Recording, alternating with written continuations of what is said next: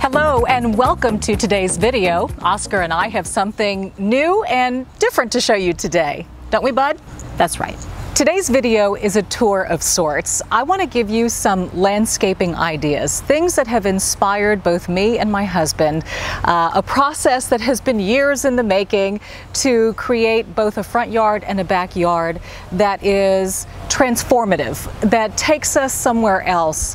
This did not happen overnight. Rome was not built in a day. Come with me and I'll walk you through and show you some things that we did around the house, things that maybe you can incorporate, even some DIY components, and hopefully inspire you to create some greenery and some color in your environment to bring joy within.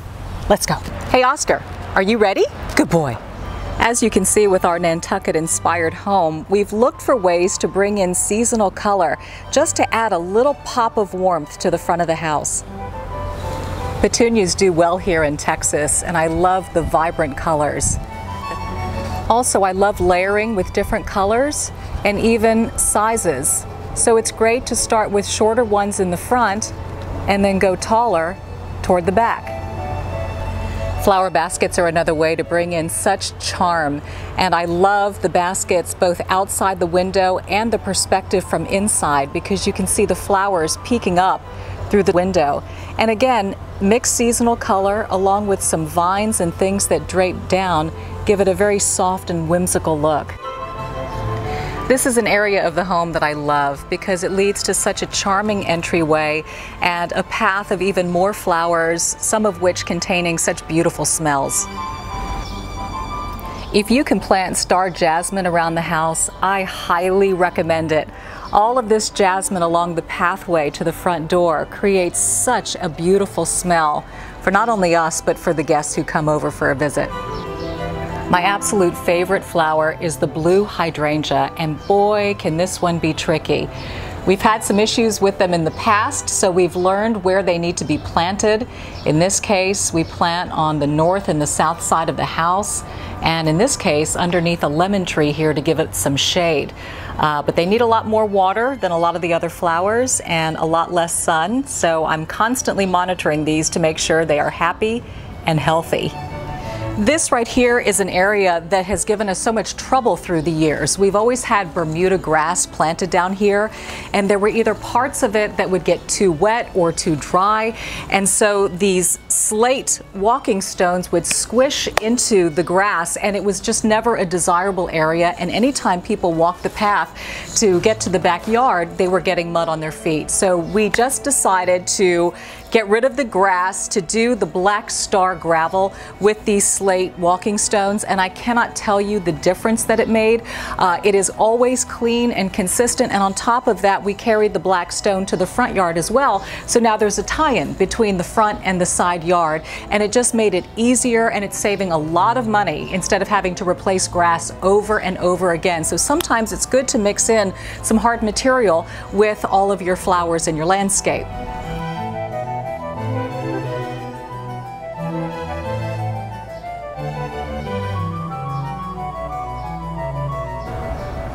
Hey, I thought you were supposed to lead this tour, mister. Boxwoods are always a great frame for a house, as well as for your garden. They don't require a lot of maintenance and can be created into a very pretty hedge. In this little area, Japanese yew grew and grew, and so we let it keep going and carved out just a little cutout to get through the side door.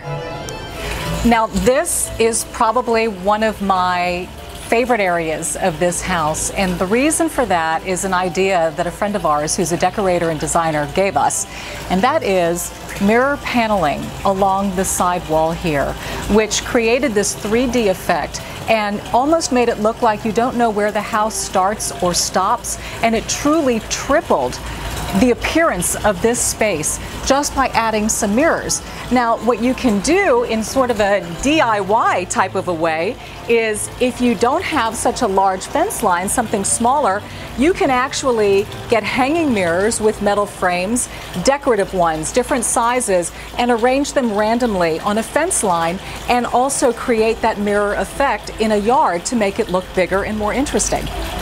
And of course, another opportunity for that star jasmine to bloom right behind this fountain, which is also next to a seating area.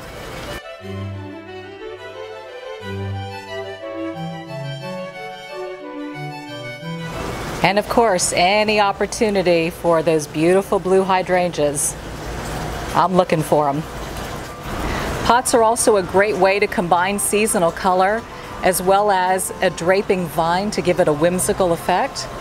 Your greenery will always stay, and all you'll have to do is just replace your seasonal color.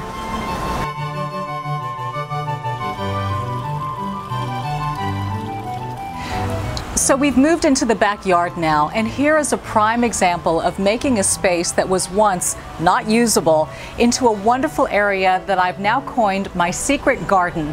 And let me show you why. Not that long ago, there was jasmine, so basically ground cover all over the floor here, and it was not a usable space. We couldn't walk on it, we couldn't sit anywhere, so we decided to rip that out and actually go with an AstroTurf. And you'd be amazed at all the different types of AstroTurf that are available these days and the different types of quality and colors. But this was a game changer. We now have a space where the grass is always green and a place where we can always sit. And here's another example of putting mirror on a fence line to again create that 3D effect. It makes it look like we have two trees instead of one, and of course reflects the beautiful blooms and the flowers back here. There's also ivy growing along the wall, and we've added these pretty pots, again with vines and some seasonal color to come through. The bougainvillea blooms were the inspiration for the choice of pillow color as well, which really carries it through and gives it a nice pop. Of course, flowers on the table, always a nice touch to any outdoor space. And we just look for more opportunities to bring seasonal color next to the outside of the house. And this majestic oak tree was truly God's gift to our backyard. Again, we used to have jasmine under the oak. We've now replaced it with AstroTurf, which has given the kids an area to play.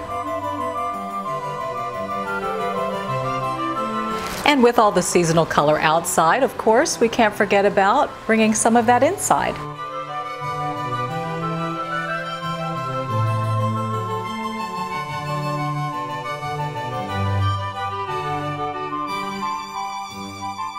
I certainly hope this has given you some ideas for your garden, some inspiration maybe on colors, ideas, how to lay things out, what might work where.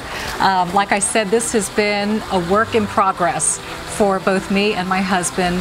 It did not happen overnight. It's been a lot of years of adding and waiting for things to mature and then playing with color and really seeing a garden come to life. But I cannot explain what it does for me, and everybody's different, but there is something about vegetation, greenery, flowers that connects the human, I think, to the earth, and it's beautiful and it fills my soul, and that's why I've always enjoyed surrounding myself with flowers both inside my home and outside. But it's such a fun and creative process, something that I've thoroughly enjoyed, and I hope you've enjoyed the tour and have maybe gotten some ideas for your space as well. I will also provide a link to my flower decorating video for all the things that I do inside the house if you want some inspiration there.